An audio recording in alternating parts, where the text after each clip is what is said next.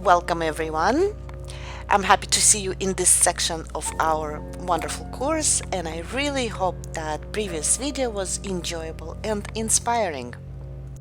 And now let's talk a bit about pencils, pens and markers that I'm using for the drawing. If you are going to use darker paper, I recommend to have at least one white marker or white pencil. And if you're using white paper, it doesn't really matter. And if there's something that I'm using you don't have, please don't get discouraged. Please use what you already have. Even most simple pen will totally work for this exercise.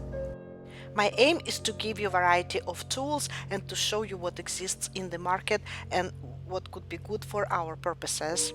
Although I'm not going to use all of them, I will present them, but I'm going to stick with 2 or 3 favorite ones. I think it's important for you to know that you have a choice. And before we start, I also wanted to mention that along with the demonstration, we're also going to do a warm-up exercise. So get all the markers, pencils, pens, everything you have, get them out and give it a try. I will start with something that is probably most popular, and I'm sure you have it. If not, you can get it anywhere. I'm talking about Pilot pen, and it's my all-time favorite pen. I like it because it's really smooth on paper or any other surfaces, and I love this beautiful thin line that it creates. It's a pleasure to work with, and it's excellent for intuitive doodling and drawing, and it's really great for highlighting certain details. So strongly recommended, really affordable, and lasts forever. So my second favorite is White Jelly Roll 08 Japanese ball pen.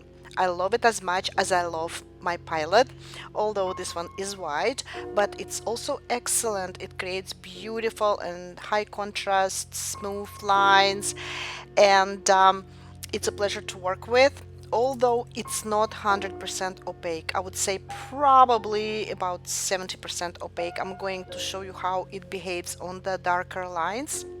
But also let me remind you, it's a warm-up exercise. So first thing first, try to create, while you try your tools, while you try your pencils and pens and markers, vertical straight line and create parallel lines, so it will give more confidence to your hand and it will make your eye sharper. And also then try play with curvy lines and diagonal lines, just like I do right now. Try to make them parallel and as close to each other as possible. Really great exercise. Enjoy it. So my next choice is Fabric Color marker. It's really great because it has end like brush. I had it way before I started with this course, but it works really great for intuitive painting because it's like a calligraphic pen and depends on the angle that I'm holding it and on the pressure that I apply. It gives me beautiful lines. Some of them are thicker, some are thinner, but it's a pleasure to work with, and it's totally opaque, which gives a really nice and high contrast. You see, I'm crossing white lines on the top and nothing you can see through. So if you manage to find any marker that has end like a brush, I strongly recommend, because it creates different thickness of lines and it can add so much to your painting or drawing. And this particular marker also has a thinner end and it works just like any other marker. Now let's talk about family of Sharpies. Sharpie is a very common marker and it's very popular, and I understand why, because it does excellent job. It's very smooth, it's high in contrast. I like how bold it is because it's totally opaque.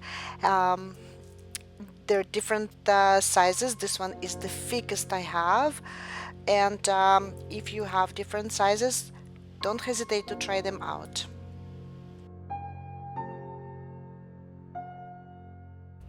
My other Sharpie is a white Sharpie, and it's completely different than the ones that I just showed because it's oil based, and you need to shake it before usage because you want to shake a little bit the ink inside. Honestly, I don't know what to tell you. Not my favorite. It's okay, but it fades away while you work on it, and as you can see, you barely see it, and it almost disappears. Maybe for specific effects you can use it. It's totally cool, but definitely not for what I try to achieve because I like high contrast of my lines and elements on the paper, and this one is better for all kind of shady, I don't know, shady kind of lines.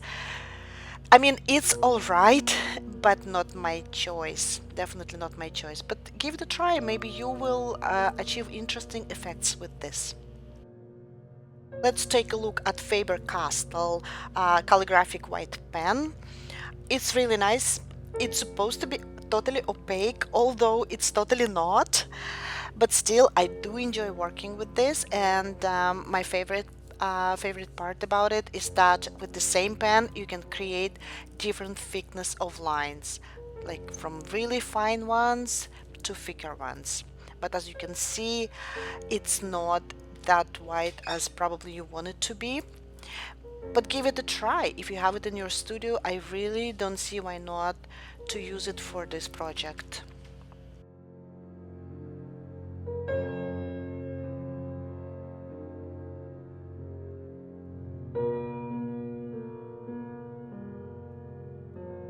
The next one is probably a nice alternative to Pilot if you don't have Pilot. This one called Papermate Ink Ball Pen.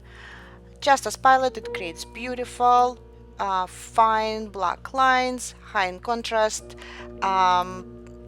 easy to use, lasts forever, super affordable, very common. Cannot go wrong with this. If you have it, just use it. And my last one is white ink ball pen. It's called Reminisce. It's not too bad, but not my favorite because I found that for some reason the ink clogs the ball, and sometimes it takes time, you know, just as you see right now, it takes time before it starts working properly. And I see that often the ink doesn't go smoothly, and sometimes it's really hard to get a right line. So if you have it in your stock, you can totally use it. If you don't have it, I wouldn't recommend to buy it. Plus, I think it's kind of pricey comparing to other pens. So that was my little presentation. Try what you have. I'm sure you have things that I don't have, but try what you have, see what works the best for you. Now, if you do have darker paper, and I'm using it's called mixed media paper, 150 gram. It's great because white looks really nice on it. If you don't have this kind of paper, it's fine. You can use just regular white watercolor paper, for example, will work really nicely. So good luck, give it a try, don't forget the exercise, and enjoy it. Speaking of which, I got so carried away explaining properties of pencils and pens, I completely forgot about the exercise. So let's do it one more time. Let me explain again what needs to be done. So, three things. Number one, vertical parallel lines. Try to get them as close as possible. Then with the same pen, pencil or marker, do curvy lines. Same idea, try to get them as close as possible and as parallel as possible. And then do the diagonal lines, same principle. If you like, you can also write down the name of each tool, so this will allow you to know the behavior of each marker or pencil or pen. It might be a nice cheat sheet, and you can have it in your studio, and it will give you some ideas about what you want to use next. Oh my god, I'm so bad at creating parallel curvy lines. It's terrible. I feel so embarrassed. Well, do the best you can, okay? So I speeded up the video because you know what you're doing, and enjoy it.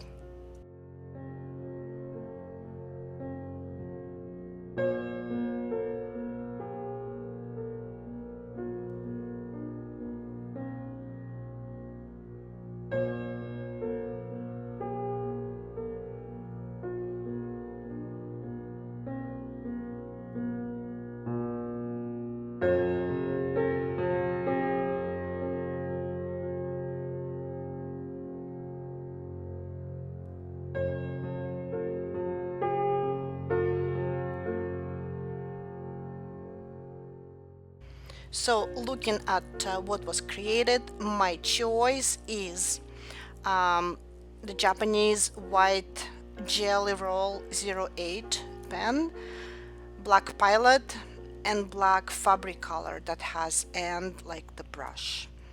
Only three of these is enough for me. Now, I encourage you though to use as many as you like, so this way you can learn more about these cool tools. And now let's take a look at colorful pencils.